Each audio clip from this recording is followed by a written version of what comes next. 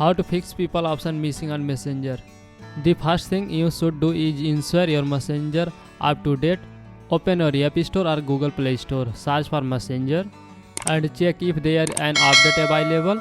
If yes, update is right way, update often fix bug and missing features. If you are using an iPhone device, clearing the cache can resolve the issue.